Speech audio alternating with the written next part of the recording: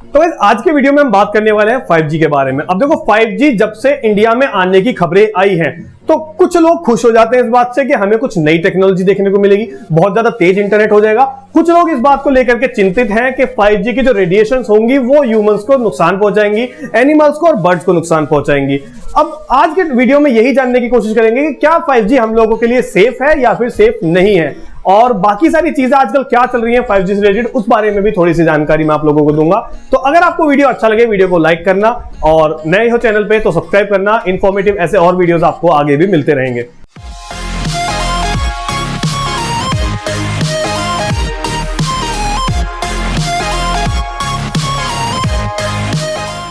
अब देखो, जैसा मैंने आपको बताया 5G सेफ है या नहीं है, तो काफी सारे लोग, सिर्फ आम इंसान की मैं बात नहीं कर रहा हूं, इसमें कुछ डॉक्टर्स भी हैं, कुछ साइंटिस्ट भी हैं जो ये मानते हैं कि 5G लोगों के लिए हार्मफुल है। इससे ह्यूमन की जो बॉडी है उस पर गलत प्रभाव पड़ता है। रेडिएशंस के चलते उनके जो बॉडी टिश्यूज होते हैं वो डैमेज हो जाते हैं, डीएनए डैमेज हो जाता है, और बर्ड्स पे भी ऐसा फर्क पड़ता है, और इसी के साथ ही एनिमल्स पे भी फर्क पड़ता है, मेंटल हेल्थ पे।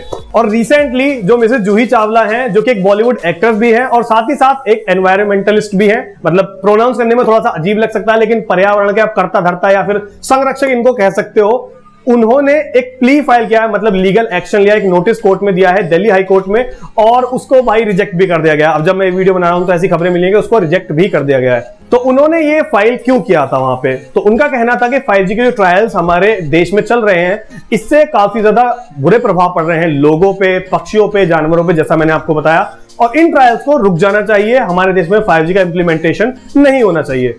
तो ये तो सारी बातें थी जो आजकल चल रही हैं। अब बात करते हैं क्या 5G सच में इंसानों के लिए या फिर बाकी जीव जंतुओं के लिए नुकसानदेह है। अब देखो, जो 5G काम करता है तो ये इलेक्ट्रोमैग्नेटिक फील्ड या फिर इलेक्ट्रोमैग्नेटिक रेडिएशन आप कह सकते हैं, उसको जन्म देता है। अब ये बहुत ज्यादा हायर फ्रीक्वेंसीज पे चलता है अगर आप कंपेयर करते हैं 2G, 3G या फिर 4G से। जो पुराने जनरेशन के नेटवर्क्स थे अभी जिनके बारे में मैंने आपको बताया, वो इतनी ज्यादा रेडिएशन नहीं पैदा करते थे जिससे इंसानों को नुकसान हो। लेकिन 5G के केस में चीजें ऐसी नहीं है। यहां पे फ्रीक्वेंसी को बहुत ज्यादा बढ़ाया गया है। कितना बढ़ाया गया है इस बारे में थोड़ी सी जानकारी दे दूं। जो 4G है उसके बैंड्स की अगर बात करते हैं तो वो 2500 मेगाहर्ट्ज पे चलता है, यानी कि आप समझ सकते हैं गीगाहर्ट्ज में इसको 2.5 गीगाहर्ट्ज पे जो 4G है वो काम करता है, जो कि नॉर्मली एक वाईफाई का 2.4 गीगाहर्ट्ज का बैंड होता है, लगभग उसके बराबर।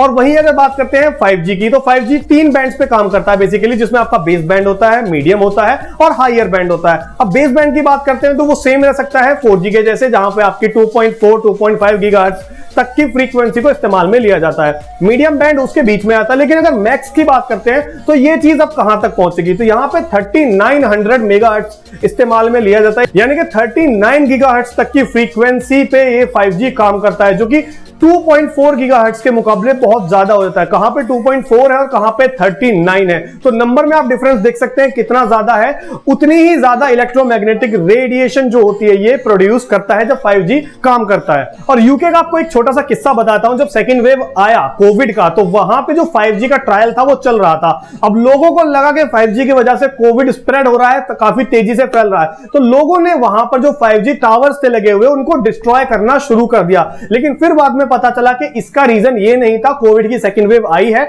जिसका इन टावर्स से कोई लेना देना नहीं है। कोविड अपनी जगह पे है और इसका जो नुकसान या फायदा जो भी है वो अपनी जगह पे है। वैसे ही कुछ चीज नीदरलैंड्स में भी देखने को मिली, जहां पे जो बर्ड्स हैं वो जमीन पे गिर रहे थे, और काफी सारी फोटोज आपको इंडिया में भी देखने को मिली होंगी कि 5G ट्रायल से बर्ड्स गिर रहे हैं। तो वो फोटोज इंडिया की नहीं थी, ज्यादातर फोटोज उसमें जो थी नीदरलैंड्स की थी। हाँ, कुछ इंडिया की भी हो सकती है। तो वहां पे भी इस चीज का विरोध किया गया, लेकिन वहां पे भी एक स्टडी में पाया गया था बर्ड्स के गिरने का रीजन जो है वो 5G की टेस्टिंग नहीं है, इसके आसपास का कोई और रीजन हो सकता है, लेकिन एग्जैक्टली ये रीजन नहीं है। और अब बात कर लेते हैं कुछ फैक्ट्स की। तो देखो, WHO यानी कि वर्ल्ड हेल्थ ऑर्गेनाइजेशन के तरफ से ये खबर निकल के आई है कि 5G के ऊपर अभी हम लोगों ने इतनी ज्यादा स्टडी नहीं की है, इतनी ज्यादा नॉलेज हम लोगों के पास नहीं है कि हम उस पर क्लियरली ये बोल सके कि 5G लोगों को नुकसान पहुंचा रहा है। अब मेरा ये मानना है कि अगर WHO पूरे वर्ल्ड के ऊपर नजर रखता है, पूरे वर्ल्ड की हेल्थ मॉनिटरिंग करता है, तो क्या उन लोगों के पास में इतनी फुर्सत नहीं है या इतने काबिल लोग नहीं है कि इसके ऊपर स्टडी कर सके? तो यहां पे तो गलती मुझे पूरी तरह से WHO की लगती है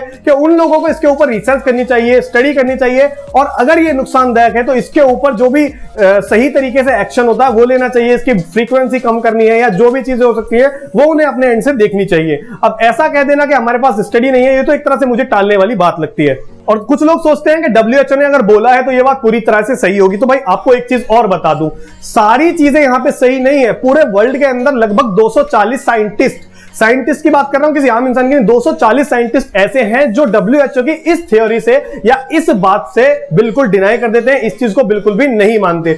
उनका कहना है कि 5G से निकलने वाली जो रेडिएशन होती है वो जीव जंतुओं पर, इंसानों पर गलत प्रभाव डालती है, जिसका कारण कैंसर भी हो सकता है। मतलब कैंसर भी ये रेडिएशन बना सकती है, और इसके अलावा मेंटल इलनेस, आपको दिमागी तौर पर बीमार भी बना सकती है, जिससे आप अपनी सोचने समझने की जो शक्ति है उसको खो सकते हैं। और अब बात कर लेते हैं कंपनी के बारे में जो कि यूएस की है।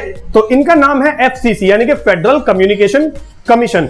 अब ये कमीशन क्या काम करती है, जब भी वर्ल्ड में कहीं भी कोई भी नई टेक्नोलॉजी आती है, मान लो वायरलेस वाली है जहां पर रेडियो हो सकता है, आपका कोई भी तरह के एंटीनास हो सकते हैं, आपकी सैटेलाइट हो सकती है, मतलब बड़े से बड़ी छोटी से छोटी जो भी चीज होती है उनको ये पूरी तरह से अप्रूव करती है, उनके ऊपर रिसर्च करती है, उसके बाद में बताती है कि इसकी फ्रीक्वेंसी कितनी होनी चाहिए और कितनी अगर ज्यादा होगी तो नुकसान है या फिर नहीं है। तो सारी चीजों को मॉनिटर करने के लिए FCC इसका इस्तेमाल किया जाता है, यही हर चीज को अप्रूव करती है। लेकिन 5G के केस में FCC के पास में ये मुद्दा गया नहीं गया कोई नहीं पता, क्योंकि FCC की तरफ से 5G को लेकर के कोई भी जानकारी देखने को नहीं मिलती है। और वो जिन साइंटिस्ट के बारे में मैं बता रहा था, उन साइंटिस्टों का कहना है कि हम आप लोगों से इस बात को लेकर के नाराज हैं, क्योंकि हमने बहुत समय लगाया इस चीज के ऊपर, स्टडी की, काफी सारी नॉलेज इकट्ठी की, फिर उसको आप लोगों के साथ में शेयर भी किया, लेकिन आप लोगों ने उस पर ध्यान नहीं किया, और जहां भी 5G का इंप्लीमेंटेशन होना था वहां पे उसको ऐसे ही हो जाने दिया। आपने नहीं देखा कि इसके क्या कुछ नुकसान है। और देखो कुछ जगह पे ऐसा भी सुनने को मिला है कि 5G की रेडिएशन हमारे लिए हानिकारक नहीं है। लोग कहते हैं कि अगर रेडिएशन वाकई में हानिकारक होती तो इतनी ही रेडिएशन 5G से भी निकलेगी जितनी 4G निकाला करता था, और वो रेडिएशन ऑलरेडी हमारे चारों तरफ है, मौजूद है। तो अब 5G से हमें कोई ज्यादा फर्क नहीं पड़ने वाला। अब मेरा इस बारे में सोचना बिल्कुल अलग है। देखो रेडिएशन डिपेंड करती है आप कितनी ज्यादा फ्रीक्वेंसी इस्तेमाल करते हो। वहीं अगर 5G की बात करते हैं तो जैसा भी पीछे मैंने आपको बताया 2.4 गीगाहर्ट्ज में 4G चलता था, 39 तक मैक्स जाएगा 5G, तो बहुत बड़ा नंबर है जो फर्क का आ जाता है। अब उसी हिसाब से जो रेडिएशन होगी, जो इलेक्ट्रोमैग्नेटिक फील्ड जनरेट होगा, वो भी काफी ज्यादा हैवी होने वाला, काफी ज्यादा भारी होने वाला इसके मुकाबले, और उसके जो इफेक्ट्स देखने को मिलेंगे वो भी काफी ज्यादा होंगे। और एक पर्सनल चीज आपके साथ में शेयर करना चाहूं, अगर आप किसी ऐसे इलाके से बिलोंग करते हैं जहां पे मतलब गांव है, या फिर अभी हाल फिलहाल में आपके यहाँ पे ज्यादा लोग रहना शुरू हुए, तो पहले आप लोगों के आसपास में चिड़िया घूमती रहती थी, छोटी छोटी चिड़िया आ जाती थी, पशु पक्षी आपको ज्यादा देखने को मिलते थे। लेकिन अब वो चीज वैसी नहीं है, आपको इतने ज्यादा पशु पक्षी की वैरायटी कहीं भी देखने को नहीं मिलती। और पहले तो घर घर पे आके वो लोग बैठ जाते थे, मेरे घर पे भी आ जाया करते थे, अब वो चीज देखने को नहीं मिलती। तो मेरा ये मानना है कि जो एग्जिस्टिंग नेटवर्क्स हैं, 3G है या 4G है, उससे उन लोगों के ऊपर, मतलब लोगों के ऊपर नहीं, उन जीव जंतुओं के ऊपर फर्क पड़ा है। और जो 5G आएगा तो इस चीज से फर्क और भी ज्यादा पड़ेगा। और एक छोटी सी जानकारी आप लोगों को यह भी दे दूं, 5G के टावर जितनी हम फ्रीक्वेंसी को बढ़ाते हैं, मतलब 2.4 गीगाहर्ट्ज थी, फिर उसके बाद में अब 39 होगी, उतने ही ज्यादा आपको टावर्स देखने को मिलते हैं, क्योंकि जब फ्रीक्वेंसी बढ़ती है तो उसकी जो रेंज होती है वो घट जाती है। आपने देखा होगा 2G के केस में टावर बहुत बहुत दूर हुआ करते थे, आपको उतने ज्यादा टावर देखने को नहीं मिलते थे, क्योंकि वहां पे जो उसकी रेंज होती थी बहुत ज्यादा होती थी, जो फ्रीक्वेंसी होती थी वो कुछ ही मेगाहर्ट्ज में होती थी, बहुत कम होती थी। 3G के केस में टावर बढ़ गए और रेंज थोड़ी सी कम हो गई। जब 4G आया तो आपको बहुत ज्यादा टावर देखने को मिले, क्योंकि रेंज और कम हो गई, फ्रीक्वेंसी और बढ़ गई। और अब जो 5G की बात चल रही है, तो 5G में क्या होने वाला है, 5G में आपकी जो रेंज होगी वो 10 मीटर से लेकर 100 मीटर की रहने वाली है, और इतने पास पास आपको 5G के लिए जो सिग्नल होते हैं, मतलब जो टावर होते हैं छोटे छोटे, वो देखने को मिलेंगे।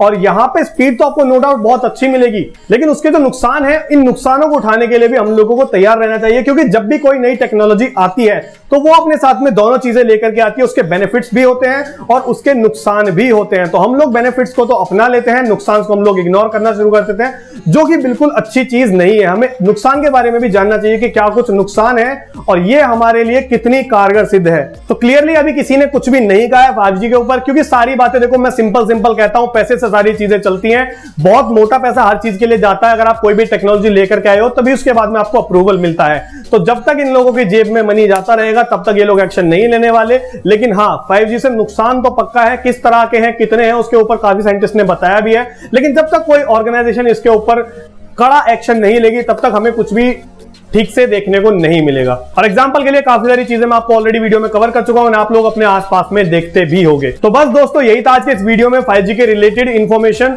और उम्मीद करता हूं आपको ये इंफॉर्मेशन अच्छी लगी होगी। मैंने जो आपको बताया वो सारी चीजें आपको समझ में आई होंगी। अभी भी आपको कोई कंफ्यूजन है किसी भी तरह का तो आप मुझे कमेंट में पूछ सकते हैं। आपको वीडियो अच्छा लगा लाइक करके जाना, चैनल पे नए हो तो चैनल को सब्सक्राइब करना, शेयर जरूर करना वीडियो को अपने परिवार में, अपने दोस्तों के साथ में, अपने रिश्तेदारों के साथ में, ताकि सब लोगों को इसके बारे में जानकारी मिल सके। वेल, रोकना ना रोकना हम लोगों के हाथ में नहीं है, लेकिन हाँ एटलीस्ट हमको पता होना चाहिए कि चीजें एक्चुअल में चल क्या रही हैं। और अगर आप मुझसे पर्सनली जुड़ना चाहते हो तो यहाँ पे सोशल मीडिया लिंक्स आपको दिख जाएंगे, आप मुझे फॉलो कर सकते हो, इंस्टाग्राम, ट्विटर, फेसबुक, जहां पे भी आप लोग चाहो। और हाँ, वीजीएम शॉर्ट्स को सब्सक्राइब कर लेना शॉर्ट वीडियोस पाने के लिए। वहां पे मैं अक्सर कुछ ऐसी इंफॉर्मेटिव छोटी छोटी वीडियो 30-30 सेकंड की शेयर करता रहता हूं। मिलता हूं आपसे आने वाले किसी और वीडियो में किसी नए टॉपिक के साथ, तब तक के लिए गुड बाय।